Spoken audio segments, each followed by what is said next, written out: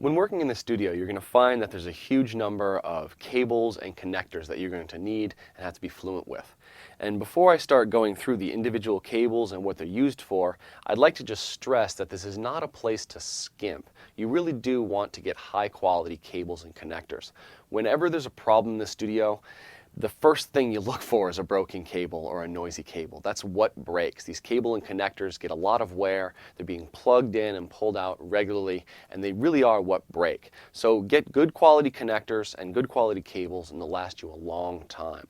So in this video, we're going to look at kind of the really important cables and connectors you'll have to use in the standard studio. And the first one, and probably most important cable you're going to be using, is a 1/4-inch cable, otherwise known as an instrument cable or a TS cable. So it has a 1/4-inch jack, and you're going to find that it has two segments to it. It has a tip and a sleeve. And we call this a single conductor cable. The signal is sent along the single conductor, and the outer sleeve is there to kind of prevent noise from getting into the cable. There's kind of a braided shield along the entire cable.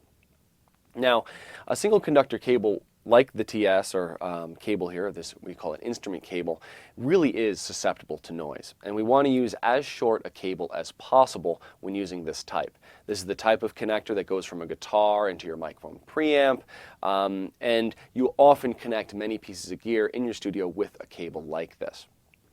The next cable we might find in the studio is kind of a variation on that, and it looks very similar. It's still a 1/4-inch connector, but we call this a TRS cable in that it's a 2-conductor cable with a shield. So we have the tip, the ring, and the sleeve. Now this can be used in actually two different ways in the studio. The first way, which I think you probably see and you're used to, is using it to connect headphones.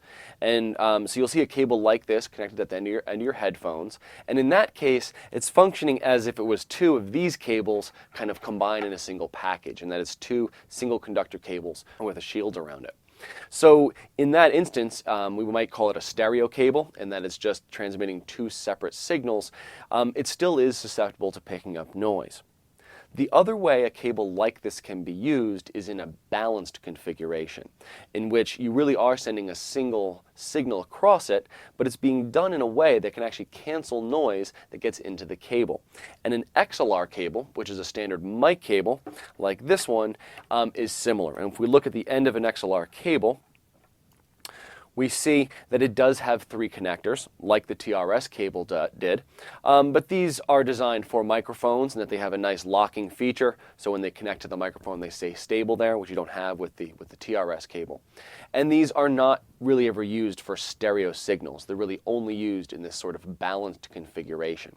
So in general in the studio, if you're going to have long cable runs, or on stage too, if you're going to have long cable runs, you'd rather use an XLR or balanced type of cable, because it will reject noise that comes into the cable along the length of the cable. Now, very often, you'll have to convert between the unbalanced or TS cable into a balanced or XLR or TRS cable. And a direct box is the device that allows us to go from a 1/4-inch or TS cable and then output an XLR or balanced cable. Now, a direct box is a really useful device and something you're going to want to have and probably have a few of in your studio. They're hugely important on stage. We'll talk about using them to connect guitars and basses into your DAW.